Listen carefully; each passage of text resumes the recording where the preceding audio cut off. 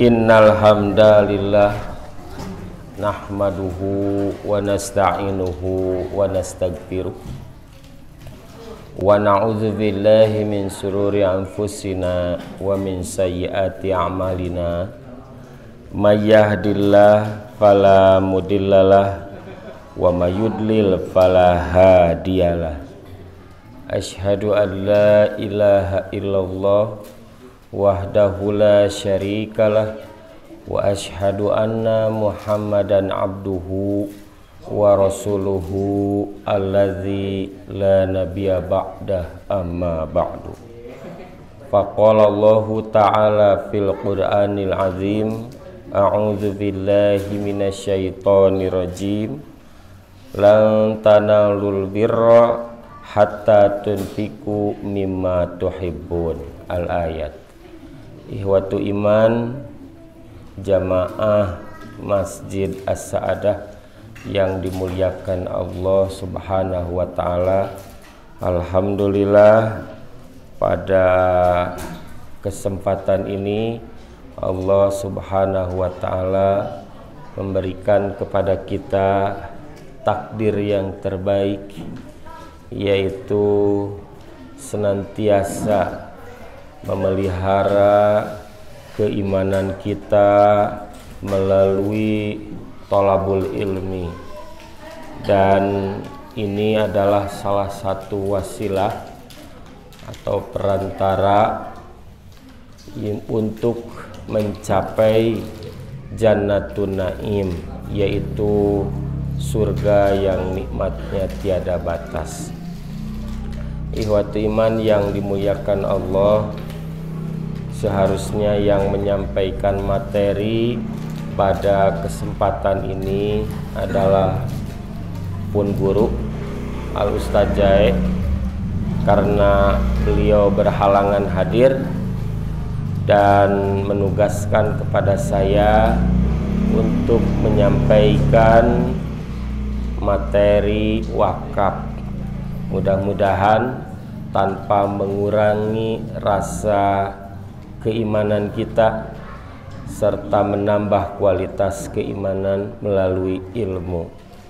Ihwatu iman yang dimuliakan Allah Subhanahu wa taala, sebelum menyampaikan materi ada mukadimah terlebih dahulu, yaitu kalau kita berkaca kembali kepada kehidupan, bahwa kehidupan kita itu Nabi menyampaikan umur umatku itu baina sittin wa sab'in.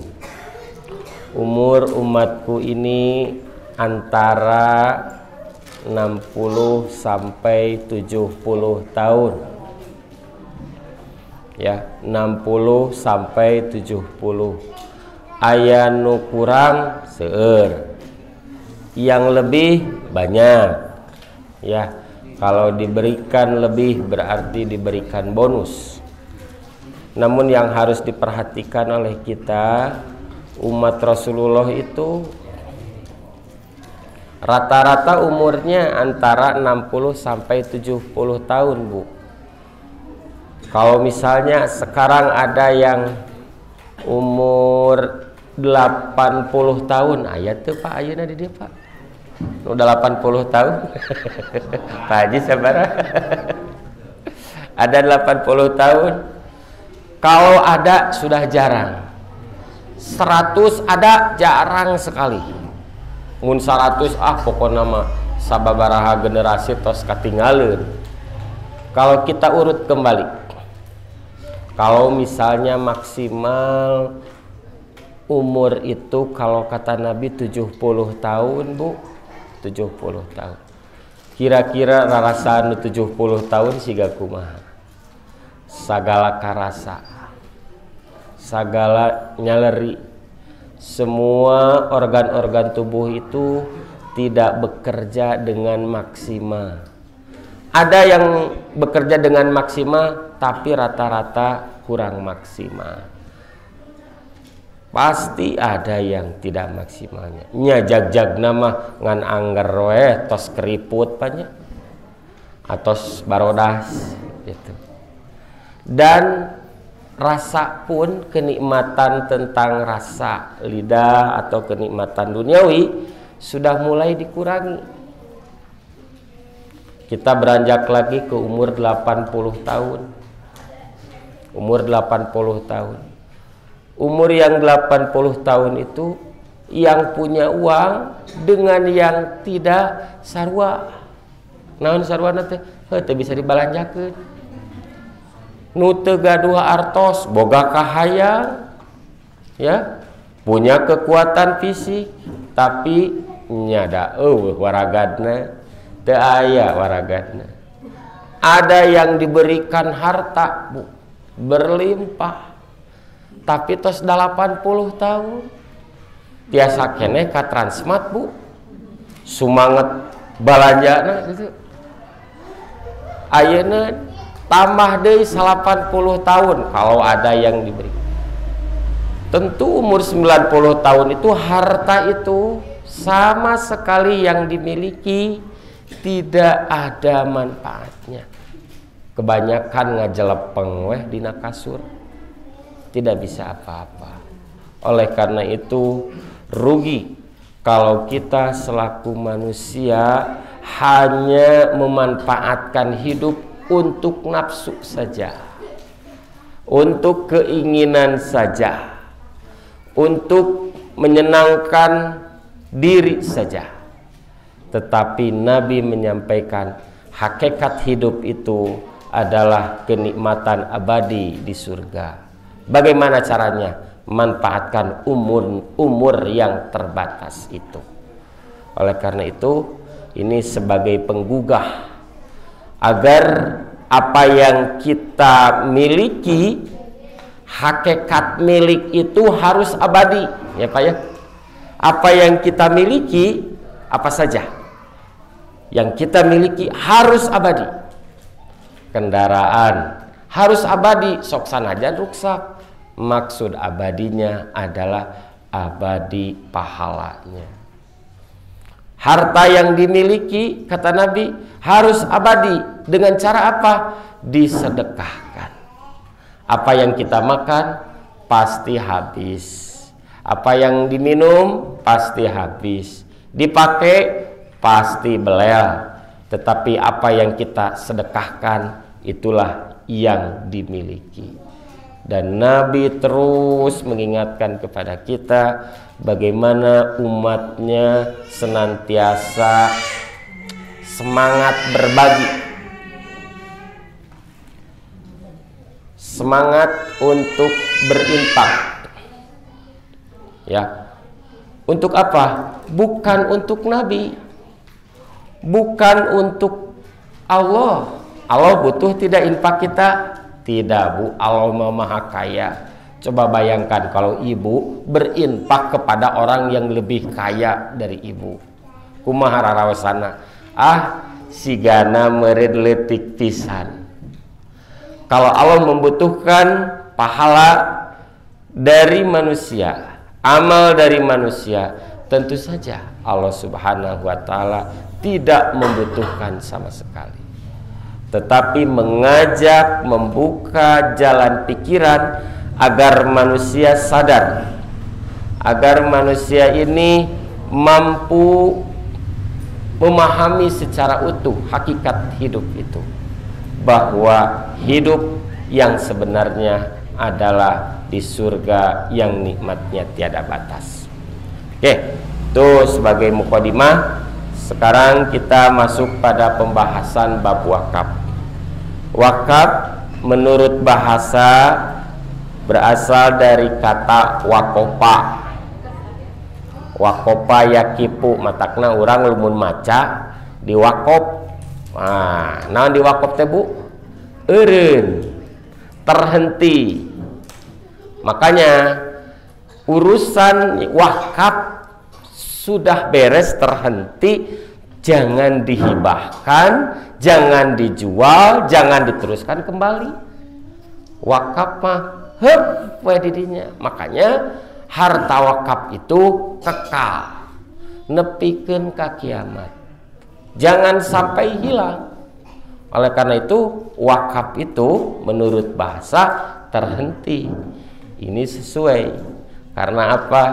Nabi menyampaikan bahwa wakaf itu la yuba'u wa la yurasu.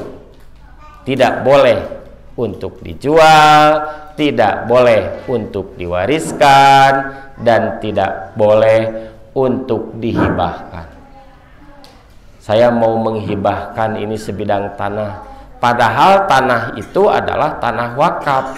Secara hukum syar'i hibahnya tidak sah.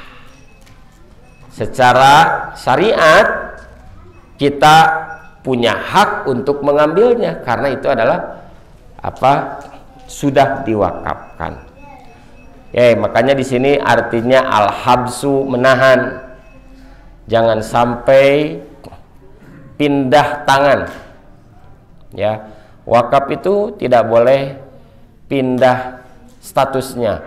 Umpamanya kita mewakafkan yang muqayyad, terbatas.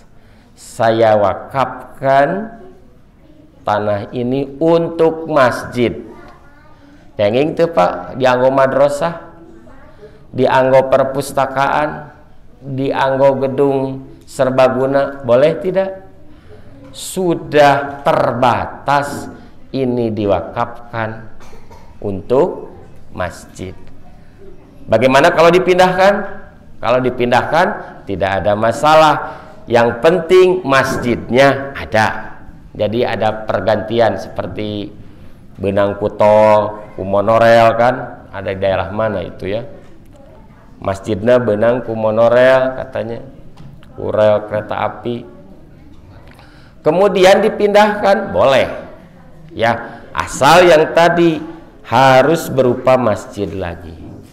Dan kita tidak boleh mengubah yang disebut dengan wakaf muqayyad.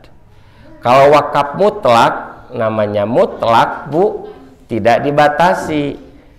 Ya, tidak dibatasi. Saya wakafkan harta ini untuk sabilillah, untuk perjuangan Allah. Bisa ditanami dengan berbagai macam tumbuh-tumbuhan di parean atau apa saja. Bisa dijadikan layanan pendidikan, bisa dijadikan masjid, karena wakaf tersebut mutlak, tidak dibatasi. Boleh dijual, tetapi harus kembali lagi asal dari wakaf tersebut. Nu pokona dijual itu dalam artian dipindahkan kepada yang lebih produktif, boleh. Kemudian al-man'u, mencegah. Jadi sama antara al-habsu, al-man'u, kemudian as-sukun. Sanes buah sukun, Pak. Jadi sukun. Sukun itu ya dia itu terhenti. Sudah beres. Kemudian secara istilah wakaf ini adalah menyerahkan harta kepada Allah yang lepas dari kepemilikan seseorang. Ini ada yang terlewat marojinya dalam Al-Mufradat fi Gharibil Quran, kamus kosakata Al-Quran. Dilihat dari segi definisi bahwa yang disebut dengan harta secara istilah adalah menyerahkan harta kepada Allah yang lepas. Istilah syar'inya adalah tabarru. Tabarru itu membebaskan. Konsep harta itu ada dua. Yang pertama yaitu tabadul. Tina badala artinya mengganti, siga sim kuring nya ayeuna teh badal. Gitu, badal ti usajai, mengganti usajai. Nah, konsep harta ada yang disebut dengan tabadul, saling mengganti. yang disebut dengan jual beli, punya barang dan punya uang.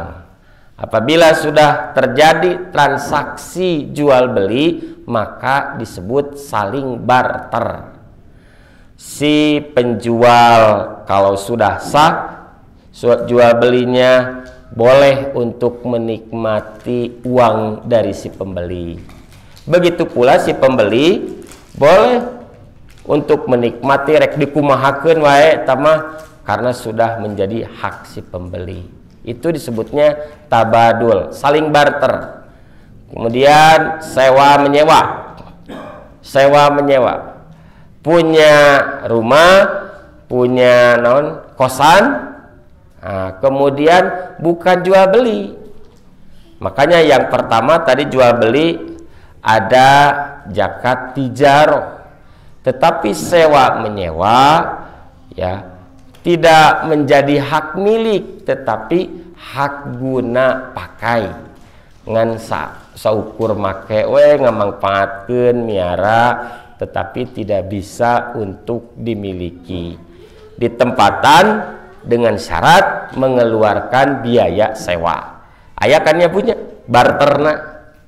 Kemudian bagian dari tabadul juga yaitu kerja, jasa, atau disebutnya ijarah. Ijarah, jasa. Jadi kalau jasa, seseorang punya potensi, keahlian, maka dibarter untuk dimanfaatkan keahliannya itu, kemudian diberikan penghargaan atau gaji. Nah, itu semua disebutnya tabadul. Ada saling mengganti. Dan yang kedua, konsep harta itu ada tabarru dari baro'a. Baro'a itu melepaskan. Tabarru artinya melepaskan harta. Seperti halnya sodakoh. Kita mensodakohkan sebagian harta, maka harta itu sudah lepas. Sudah.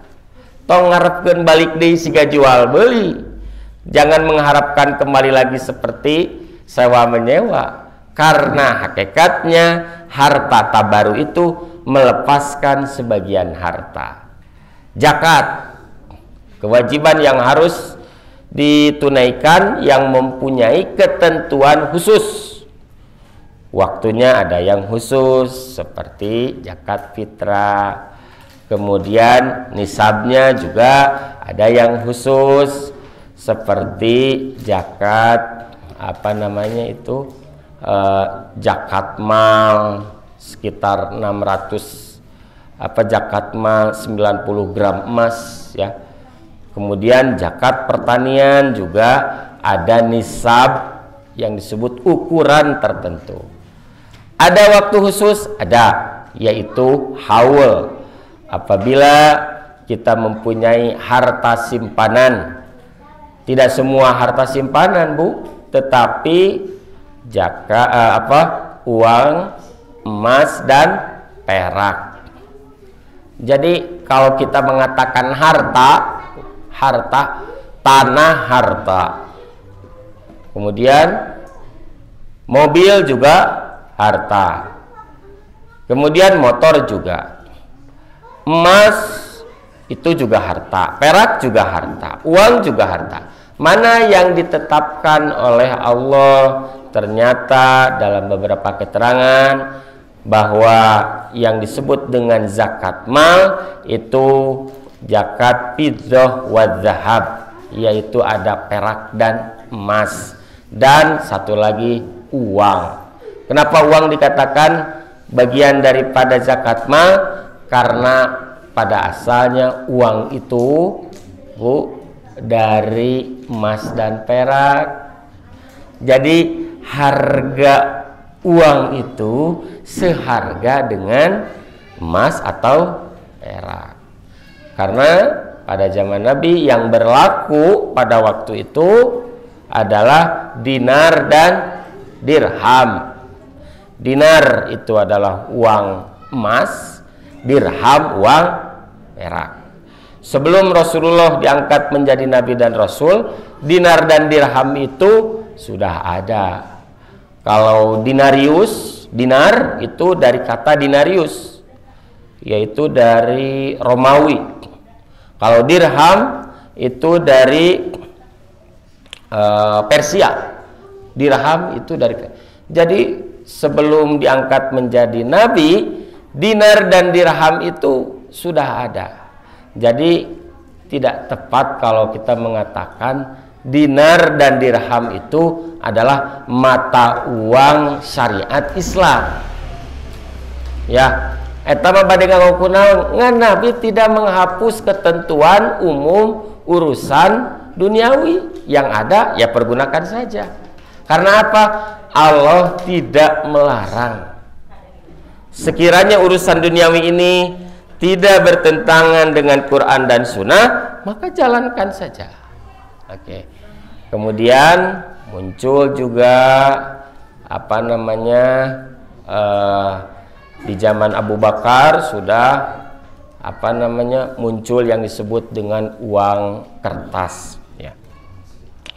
Kemudian wakaf juga adalah bagian daripada harta tabarruk, harta yang sudah dilepaskan dan tidak boleh menuntut kepemilikan agar kembali lagi. Jadi, tadi disebutkan zakat, infak, kemudian sedekah, kemudian wakaf, kemudian kurban.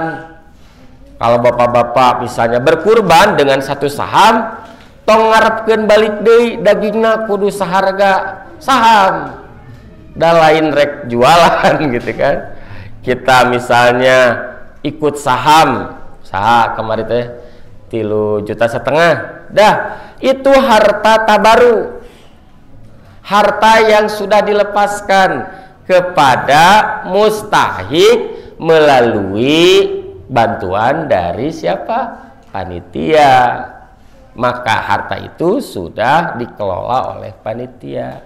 Jangan berharap kembali kudu daging balik deui saharga 3,5 juta. Atuh eta marek jualan atau Bu meser ka pasar daging seharga 3,5 juta. Tetapi kalau harta itu sudah dilepaskan, diserahkan kepada panitia, maka hakikatnya panitia itu menunaikan para kurbani. Nah, ketentuannya boleh kurbani untuk mengambil atau boleh memakan dari apa namanya dari kambing atau sapi yang sudah dikurbankan. Nah, kemudian wakaf. Dalam urusan wakaf, harta yang sudah diwakafkan tidak boleh diambil kembali. Makanya kita harus betul-betul menjaga, memelihara yang disebut dengan akad wakaf ini. Keluarga harus tahu, saudara harus tahu, anak kita pun harus tahu. Jangan sampai ketika si muwakif, orang yang mewakafkan itu meninggal, kemudian karena tidak diberitahu kepada anaknya, lalu anaknya mengakui bahwa itu adalah bagian daripada harta orang tuanya. Nah, bagaimana kalau seperti ini? Kan lumayan ada riweuh ya kan? Ada miskomunikasi. Menurut panitia atau koyim masjid misalnya, ini sudah diwakafkan, tapi menurut keluarga ini tidak ada catatannya. Oleh karena itu, kewajiban bagi kita yaitu senantiasa untuk mencatat, untuk memberitahu kepada orang yang tadi yang kekhawatiran akan terjadi mafsadat. Kalau anak kita tidak dikasih tahu, nanti khawatir anak kita menuntut bahwa itu adalah bagian dari harta bapaknya. Oke. Kemudian ini istilah yang diambil dalam kitab Mughni Muhtaj. Yang dimaksud dengan wakaf secara istilah adalah habsu malin yumkinul intifa'u bihi ma'a baqa'i ainihi biqat'i tasarrufi fi raqabatihi ala masrafin mubahin mawjudin. Yang dimaksud dengan wakaf adalah menahan harta yang dapat dimanfaatkan. Jadi urgensi kepentingan dari wakaf itu apa? Supaya dimanfaatkan. Jangan sampai wakaf ini diam, benar-benar diam. Apa manfaatnya untuk umat Islam? Oleh karena itu, manfaatkan semua yang ada yang sifatnya wakaf untuk sabilillah, dengan catatan tanpa lenyap bendanya, tong nepikeun ka leungit nu pokokna yang disebut dengan ra'sul malnya, harta pokoknya jangan sampai hilang. Oleh karena itu, manfaatkan, produktifkan harta wakaf itu dengan catatan harta pokoknya jangan sampai hilang. Sebidang tanah digarap, kemudian menghasilkan panen, kemudian hasilnya untuk para asatid atau untuk yang lain selama dalam naungan sabilillah boleh, tetapi tanahnya tersebut harus ada atau yang disebut dengan harta pokok, dengan cara tidak melakukan tindakan hukum terhadap benda tersebut. Maksud yang disebut dengan tindakan hukum ini tidak boleh menjual, tidak boleh memberikan, dan tidak boleh diwariskan. Untuk disalurkan hasilnya pada sesuatu yang mubah, tidak haram yang ada. Kenapa ini dikatakan sesuatu yang mubah? Karena yang tadi, manfaatnya harus berlangsung kepada seluruh umat. Kalau seluruh umat, kita prioritaskan dulu kepada sabilillah. Kalau wakaf biasanya identik untuk perjuangan membela agama Allah. Bagaimana kalau wakafnya ini untuk kepentingan umum? Seperti wakaf jalan. Bu, jalan. Apakah seluruhnya untuk sabilillah? Kan tidak. Orang yang mau dagang, orang yang mau usaha, jeung nu maksiat oge make jalan eta gitu kan. Oleh karena itu silakan yang disebut dengan memanfaatkan harta wakaf itu ya dengan sesuatu yang mubah, tetapi utamakan terlebih dahulu agar kebermanfaatannya terasa bagi umat, yaitu untuk memelihara agama Allah. Kemudian definisi ini diambil dari hadis Nabi sebagai berikut. An Ibni Umar radhiyallahu anhuma, dari Ibnu Umar, semoga Allah meridhoi keduanya, anna Umar bin al-Khattabi asaba ardon bi Khaybar, bahwasanya Umar bin Khattab mendapatkan bagian lahan di Khaybar. Jadi Umar bin Khattab mendapatkan bagian dari peperangan.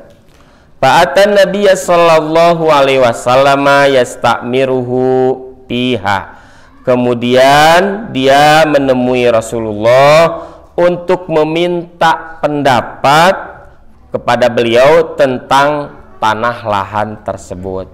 Kudu dikumahakeun ye, aya tanah bagian di Khaybar, saena kudu kumaha. Lalu apa yang disampaikan Rasulullah kepada Umar bin Khattab? Ini asobtu ardon. Ini masih Umar bin Khattab.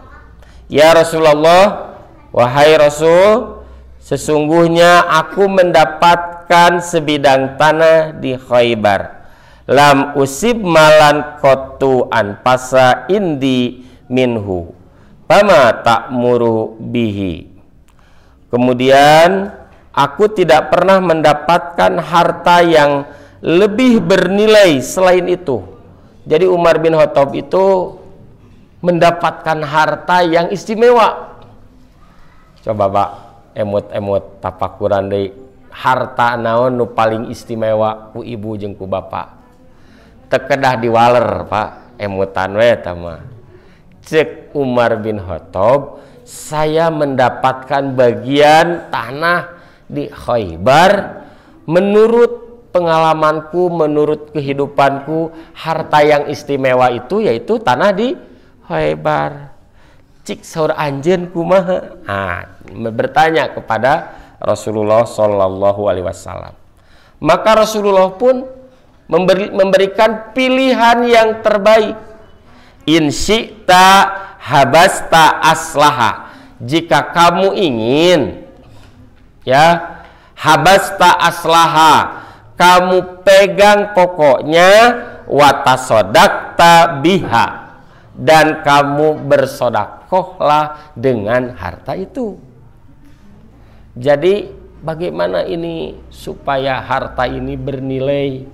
Nabi menyampaikan, yaitu in syi'ta habasta aslaha, kalau kamu menginginkan, ingin yang terbaik, maka wakafkanlah harta itu dan peganglah, tahanlah harta tersebut pokoknya, dan sodakohkanlah selebih dari harta yang pokok itu. Inilah Bu, kita terus saja diingatkan kalau wakaf itu harus saling harus sanadnya gitu kan, urutannya harus jelas. Karena apa? Urusannya adalah mewakafkan misalnya sebidang tanah yang berharga agar yang tadi kebaikannya terus mengalir. Oke, lalu apa yang disampaikan oleh Umar? Patasoddaqo biha Umaru. Kata Ibnu Umar, Umar mensodakohkan hartanya, annahu la yuba'u. Ini Bu catatannya, bahwa dalil harta wakaf tidak boleh dijual, wala yuhabu, tidak boleh dihibahkan, wala yurasu, dan tidak boleh pula diwariskan. Watasoddaqo biha fil fuqara, dengan harta wakaf itu maka disodakohkan untuk para fakir, wa fil qurba, kepada kerabat. Harta ini diwakafkan tetapi kerabatnya ada yang membutuhkan, sodakohkan, ya. Wa fir riqab, dan juga orang yang untuk membebaskan hamba sahaya, wa fisabilillah, dan untuk memelihara di jalan Allah, wabni sabil, bere main ibnu sabil, ya, wadaifi, dan untuk menjamu tamu. Jadi kita boleh mengambil selebih dari harta wakaf yang disebut dengan hasilnya, ya, hasil tina wakaf teh ka mana? Di antaranya adalah untuk menjamu tamu. Wah, luar biasa. Kemudian la junaha ala man waliyaha an yakula minha bil ma'ruf wa yut'ima ghaira mutamawwilin. Bagi orang yang mewakafkannya tidak mengapa, yaitu mereka mengambilnya, memakannya, ya. Ini adalah untuk yang mengurus, yaitu alaman waliyaha, bagi orang yang mengurusnya tidak mengapa untuk memakannya. Jadi untuk mengurus wakaf, misalnya ini Bu, sama masjid juga ini madrasah, kan harta wakafnya madrasah, ya Bu ya. Maka untuk madrasah ini kan ada yang disebut dengan tata kelolanya. Disebut dengan pengelolaan, tentu ada yang mengelola. Dan mengelola oge sarua da lain tongeret gitu kan. Kudu diurus supaya dia semangat untuk memelihara wakaf. Maka tidak mengapa untuk mengambil sesuatu atau mun urang mah aya mukafaah ya, jerih payahnya, penghargaannya, asal dengan cara ma'ruf ya. Dengan cara ma'ruf di sini adalah orang-orang tahu tidak ada harta yang disembunyikan, semua transparan dan tahu bahwa dia mengelola harta wakaf dengan cara ma'ruf, maka dia berhak untuk mendapatkan rotibah atau mukafaah. Apa? Goiro mutamawilin. Nah, ini yang menjadi catatan. Tanpa ada maksud untuk mutamawil, menimbun harta, ngerasa geneh dalam satu lembaga, merasa nyaman dalam satu harta wakaf, lamun naon ngaranna teh aya nu ngritik atau menyinggung, dia merasa bahwa dia sudah mau naon ngaranna teh mau mengalihkan ya. Tapi di sini yang harus kita perhatikan, semuanya yang disebut dengan harta wakaf ini harus dipelihara, tidak boleh dijual, diwariskan, dihibahkan. Bagi pengelola dipersilahkan, ada haknya, dengan catatan bukan untuk menimbun harta dalam satu harta wakaf. Ini yang harus diperhatikan. Makanya ada yang mewakafkan sebidang harta ya, sebidang tanah ya, supaya dihirupkeun. Ta eta teh jadi pikiran atau jadi pagawean pikeun anu narima wakaf yang disebut dengan nazir. Pak, jadi di pasihan sebidang tanah siga nu atoh panya, atau di pasihan wakaf siga nu atoh panitia atau koi masjid lah misalnya, atau di pasihan. Cuman masalahna siap henteu ngelolana gitu kan, siap tuh nepikeun ngembangkeun ajang kamaslahatan umat. Jangan sampai diterima tetapi tanpa ada kebermanfaatan kepada umat. Oke. Makanya tanah kosong pan kudu dibangun. Wah, proyek badag ya nya. Jadi itulah dari harta wakaf, di mana seseorang akan diuji bagi pengelola, bagi nazir, yaitu apakah dia itu akan mencari harta dengan proposalnya untuk kepentingan pribadi, ya, tina samiliar, 100 juta mah moal apalin, 50 juta mah apalin, dan menang pan menang miliar teh menang urang. Ya punya kebanyakan seperti itu. Saya kan yang mengusahakan 1 miliar. Nganti bebeja hungkul gitu kan. Anu 50 juta na ta eta. Ya. Boleh gak seperti itu? Inilah kekhawatiran mengelola harta dengan mutamawilin, maksudnya untuk menimbun harta, merasa nyaman, merasa nikmat di tanah wakaf, mengelola wakaf, padahal justru di sana adalah lahan perjuangan. Bu, yang namanya perjuangan mual amis, Bu, nya sekali-kali mayan amisnya. Yang namanya perjuangan sabilillah gitu kan, karena waktunya juga terbatas, dan mual salilana orang teh berjuang ya, pasti ada batasnya. Oleh karena itu jarang yang disebut dengan yang manis-manis, betul-betul mengerahkan niat yang tulus dan kesungguhan dalam beramal. Niatna kudu kumaha, terus jihadna kesungguhanna siga kumaha. Oke. Selanjutnya tuh karek sahalaman, Bu. Iya ayat 3 halaman. Sakawitna genep halaman itu. Gitu. Upami diawaskeun sadayana nepi ka jam 12 gitu. Siap Bu, mungkin ka jam 12. Keutamaan wakaf. Ya, garis besarnya saja. Nanti ini yang harus diperhatikan, apa bedanya wakaf dengan hibah.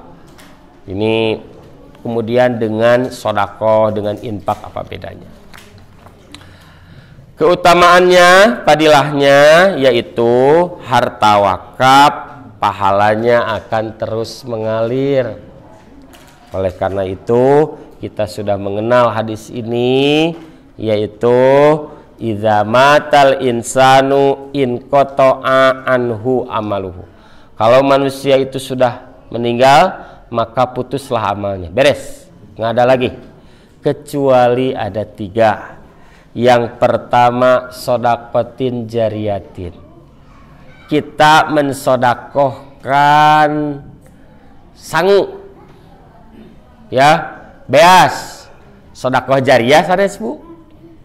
Harita keneh seep meureun bisa jadi ngan samingweun beas mah. Tapi kita harus berpikir bagaimana sodakoh ini terus mengalir.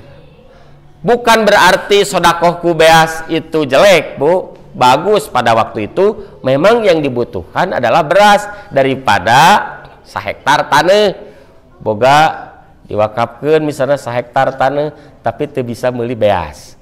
Manya nepikeun ka kitu. Manfaatkan sesuai dengan kondisi beas heula mimiti. Tetapi bagi orang yang akan mensedekahkan, maka berpikirlah sodakotin jariyatin, yaitu kebaikannya, sodakohnya harus terus mengalir, dirasakan oleh umat, dimanfaatkan oleh umat. Kita meninggal tetap harta pokoknya ada. Inilah dalil bahwa wakaf itu, harta wakaf itu pahalanya terus mengalir.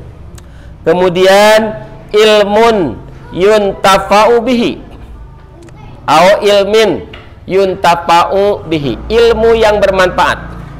Ilmu ini ada hanya sekedar pengetahuan, pinter teh jang sasoranganen. Dia berpengetahuan untuk kepentingan pribadi. Apa? Sakola luhur manfaatna karasa ngan lain jang batur. Jang saha? Jang manehna sorangan. Beres S1 kerja. Ada Bu kerja universitas mau disebutkeun nya. Sekolah nama di STT gitu kan. Beres S1 gaji pertama 15 juta. Pak, 15 juta karek pertama masuk. Waduh, jang budak ngora beres S1 di STT nya. Ada tawaran apa namanya itu teh? Kerjasama dengan perusahaan. Sabulan 15 juta. Ya itu baru kontrak. Sakit itu teh kontraknya. Terus dia sampai, wah, ya ada yang sampai 30 juta kalau sudah pegawai tetap. Gaduh gaji 30 juta berarti sapoe balanja 1 juta. Sapoe balanja 1 juta naon wae Bu, bala-bala meureun numpuk di gudang. Gurupuk berpinu bumi gitu kan. Ya. Itu ilmu boleh nggak seperti itu? Boleh. Cuman yang harus kita perhatikan adalah amal apa yang akan dibawa ketika kita amalnya terputus atau mati. Apa? Kebermanfaatan ilmu harus dirasakan kepada orang lain. Dan pada hakikatnya saur pun guru kita semua, Ustadz Abdurrahman Allahu yarham, pada hakikatnya kita itu saling melanjutkan. Guru menyampaikan kepada murid agar muridnya dapat menyampaikan lagi. Kayak si murid itu jadi naon? Jadi guru. Dan si guru ini menyampaikan kepada yang lain. Guru yang pertama sudah meninggal. Lalu kemudian muncul lagi guru dan murid dan guru dan murid. Artinya kebermanfaatannya terus dirasakan ilmu itu. Yang pertama, kalau kita lihat dalam Al-Quran, dengan jihad itu bi amwalihim wa anfusihim. Bi amwalihim itu yang pertama, jihad dengan harta, maka muncullah sedekah jariyah. Kemudian wa amwalihim dengan harta apa? Dengan ngaji, belajar, menyempatkan waktu, siap kekuras pikiran, ya, yaitu jihadnya dengan jiwa.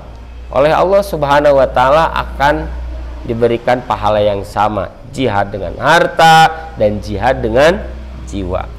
Kemudian harta yang amal yang terus mengalir apabila kita sudah meninggal, yaitu waladin solihin yad'u lahu, anak soleh yang senantiasa mendoakan kepada orang tuanya. Dan sulit kita mendapatkan amal soleh lamun tengaji, ya. Kalau kita tidak ngaji, sulit mendapatkan anak yang soleh.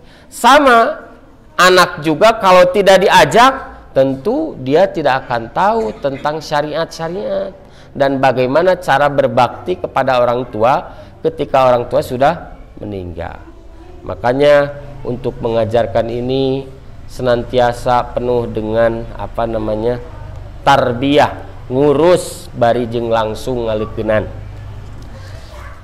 Kemudian yang kedua, muwakib dipanggil masuk surga dari pintu sodako. Hadisnya panjang, Pak. Jadi pertamanya orang yang memelihara sholat akan dipanggil dari pintu sholat. Memelihara saum akan dipanggil di pintu ar-royan, ya. Kemudian ini hadis, man kana min ahli sodakoti du'nya min babis sodakoh. Kemudian barang siapa yang dari kalangan ahli sodakoh, dia akan dipanggil dari pintu sodakoh. Kemudian ada penjelasan juga, wakaf termasuk sodakoh. Jadi kata yang lebih umumnya adalah sodakoh, ya. Sodakoh itu adalah mengeluarkan harta kepada orang lain, kan itu secara umum, ya. Mengeluarkan harta, memindahkan harta kita dari saku kita kepada saku yang lain.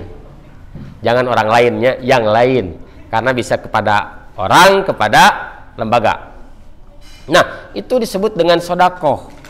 Oleh karena itu, wakaf adalah termasuk dari sodakoh dan merupakan salah satu wasilah untuk mendekatkan hamba kepada Allah. Ini diambil dari Arba'una Al-Waqfiyah halaman 105. Wa kullu waqfin sodakotun, setiap wakaf itu sodakoh. Kalau kita berwakaf, mewakafkan sebidang tanah, berarti kita sudah sodakoh. Jadi upami misalnya lieur keneh, naon bedana sodakoh jeung wakaf. Kalau sodakoh lebih umum, kalau wakaf khusus. Makanya dikatakan setiap wakaf itu adalah sodakoh. Walaisa kullu sodakotin wakfan, tidak setiap sodakoh itu wakaf. Kita bisa mensodakohkan air, disebut wakaf sanes? Bukan, ya. Tidak setiap sodakoh itu wakaf. Wa kadzalika laisa kullu sodakotin jariyatin wakfan. Begitu pula tidak setiap sodakoh jariyah itu wakaf. Kita mengatakan ini sodakoh jariyah. Sodakoh jariyah bisa berupa ilmu, bisa berupa apa saja, yang penting mengalir. Kalau sodakoh jariyah itu begini, umpamanya ini diberi kitab, ya, Tapi ini sodakoh jariah yang bukan wakaf. Diberi kitab. Itu kan sodakoh. Dimanfaatkan. Amalnya kan kebaikannya terus mengalir. Pertanyaannya bagi orang yang memiliki kitab itu, apakah boleh untuk dijual? Dijual ya nama kitabnya teh. Yang itu Pak kitabnya dijual? Boleh. Karena itu sudah menjadi hak milik. Mau dijual, mau dimanfaatkan, mau diberikan, mau diwariskan.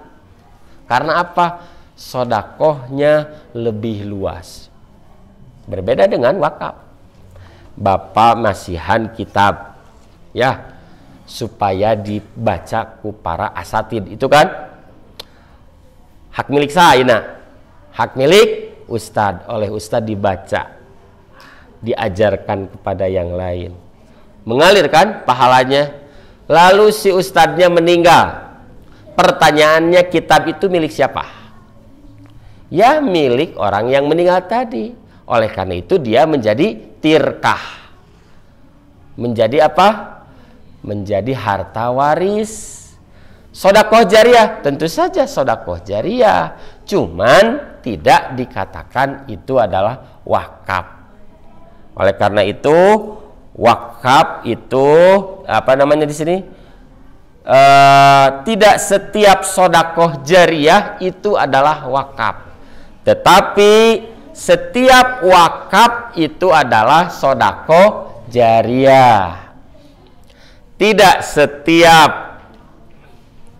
sodakoh jariah itu wakaf, akan tetapi setiap wakaf itu adalah sodakoh jariah. Kan harus liur punya lah. Nyaku kitab, nyaku terjemah, ku bahasa Sunda, asapiraku tenglirnya. Oke. Kemudian wakaf merupakan harta yang kekal. Ini yang saya katakan tadi, bahwa harta yang dimiliki itu adalah harta yang kekal. Rasulullah SAW bersabda, Yakulul abdu mali mali innama lahu min malihi salasun ma akala afna fa afna au labisa fa abla au a'to faktana wa ma siwa dzalika fa huwa dzahibun wa tarikuhu linnasi. Rasulullah SAW bersabda, manusia itu berkata, hartaku, hartaku. Ari harta orang mana? Harta orang, senak itu. Sesungguhnya harta itu ada 3. Yang pertama, yang ia makan lalu ia habiskan. Lamun tos wareg mah beres, Pak. Aya kene satengahna deui di dedetan da malebat, Pak. Akhirnya meureun milik kucing gitu kan. Kemudian yang kedua, yang ia kenakan lalu ia usangkan, belel, atau ia berikan, ya, atau ya apa, yang ia kenakan lalu ia usangkan, atau dia sampai belel. Apa yang kita miliki, pakaian itu ya nepikeun ka belel, eta harta urang mah. Kemudian au a'to faktana, atau yang ia berikan, ia sedekahkan, itulah yang ia miliki. Catat bunyi iya. Apa yang kita sodakohkan, itulah yang ia miliki. Bu, ini ukurannya adalah harta wakaf. Punya 2 hektar, diwakafkeun 1 hektar. Nu urang nu mana? Apakah yang dimiliki 1 hektar atau yang diwakafkan 1 hektar? Menurut ukuran Nabi, yang akan menjamin keselamatan umatnya, tuh nunggus dibikeun eta nu jadi milik urang mah. Nu 1 hektar ieu mah engke jadi bahan lamun teu beres barudakna, bahan piributeun gitu kan. Apa namanya?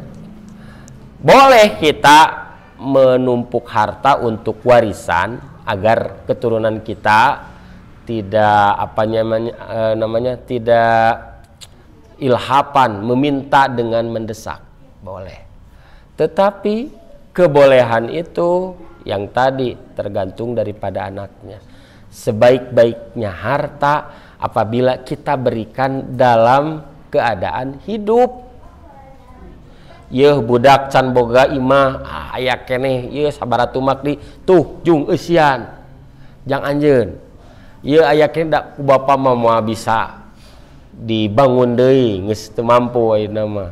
Kemudian diberikan saja, beres ke keluarga, beres ke keluarga, ke saudara, beres ke saudara untuk kepentingan umat. Nah, Nabi menyampaikan apa yang ia sedekahkan itulah yang ia miliki. Kemudian selain itu akan lenyap dan akan ia tinggalkan untuk manusia.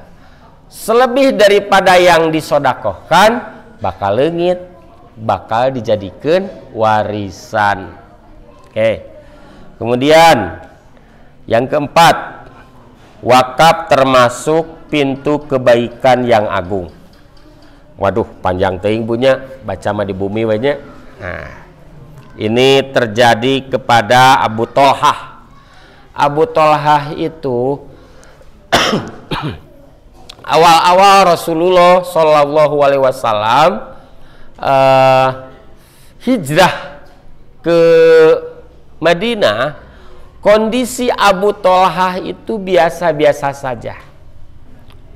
Sarua lah menurang majalmi butuh.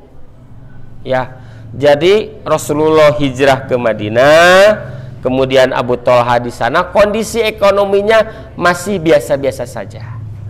Tetapi dengan pengajaran dari Rasulullah, dibimbing oleh Rasulullah, kemudian dia bermuamalah dengan yang murni sehat sesuai dengan syar'i, semakin hari meningkat penghasilannya. Jadi yang disebut dengan barokah itu bertambah dalam artian tahu ketentuan syar'i. Loba hartana tetapi teu puguh hartana, dia mendapatkan hasilnya itu tepuguh, tidak jelas, itu bukan barokah, tetapi adalah istidraj, ditambah harta untuk sebagai suluh di neraka. Nah, Abu Tolhah itu semakin hari berbulan-bulan terus hartanya bertambah, sampai Abu Tolhah mempunyai harta yang terbaik, yaitu kebun kurma yang di sana ada sumur Bairu. Antara wakaf dengan hibah bedanya antara lain, wakaf harus dimiliki oleh lembaga, tidak boleh wakaf dimiliki oleh pribadi. Kekhawatiran apa? Nanti muncul yang disebut dengan waris pewarisi apabila si yang menerima wakaf itu nazir, itu tidak memberitahu kepada anaknya. Oleh karena itu lembaga atau kelompoklah yang senantiasa memelihara perjuangan agama Allah, ya. Kemudian kalau misalnya hibah itu hibah pemberian lebih luas, bisa kepada kelompok, bisa kepada perorangan, memberikan beras, memberikan tanah, memberikan bebas. Kalau pemberian bisa kepada perorangan, bisa kepada lembaga atau kelompok. Oke. Dapat dimiliki oleh lembaga untuk kepentingan orang banyak, atau dapat pula dimiliki oleh perorangan untuk keperluan hidup. Itulah hibah. Benda wakaf tidak boleh diperjualbelikan, sedangkan hibah boleh untuk diperjualbelikan. Kalau pemberian ya sudah perpindahan status kepemilikan, jadi milik pribadi, milik lembaga, nyak mahal lembaga, weh sama pada diical dimanfaatkan bebas. Tetapi wakaf walaupun diberikan kepada lembaga tetap tidak boleh diperjualbelikan. Kemudian benda wakaf tidak boleh diwariskan, sedangkan hibah berlaku hukum waris. Oke, kemudian yang keempat, benda wakaf adalah segala benda baik, benda bergerak atau tidak bergerak, ya. Benda bergerak dalam artian di sini cuma benda bergerak saja. Ya mobil, ya zaman Nabi kan di ini apa dengan sapi, ya dengan unta, atau tidak bergerak tanah, ya yang memiliki daya tahan yang tidak hanya sekali pakai. Jadi kudu kuat, ya karena apa? Kita harus menjaga pokoknya dan bisa memanfaatkan hasil dari pokok itu. Kemudian bernilai menurut syar'i. Sedangkan benda atau harta hibah dapat berupa barang apa saja. Ya, temenang ngawakafkeun beas 2 karung. Rek dikumahakeun gitu kan. Kangaranan beas pasti seep. Tapi kalau hibah ya bebas, mau apa saja, barangnya apa saja, baik yang hanya sekali pakai ataupun yang tahan lama. Itu Bu, Pak anu biasa kadogikeun amanatipun guru kaitan sareng wakaf. Panginten aya patarosan pami aya waktasna tos langkung gitu. Sarang upami teu aya tong maksakeun gitu punya. Tapi mangga tong nu bareura teuing Bu. Mangga Pak. Tuh nya cicim goreng oge teu aya. Sakitu panginten tiasa anu tiasa kapiatur hapunten samudaya kalepatan. Alhamdulillah para silaturahim pujalaran thalabul ilmi, mudah-mudahan Allah ningkatkeun kualitas iman urang kalangkungan dina majelisnya. Sakitu anu tiasa kapiatur, aku qouli hadza wa astaghfirullah li wa lakum. Wassalamualaikum warahmatullahi wabarakatuh.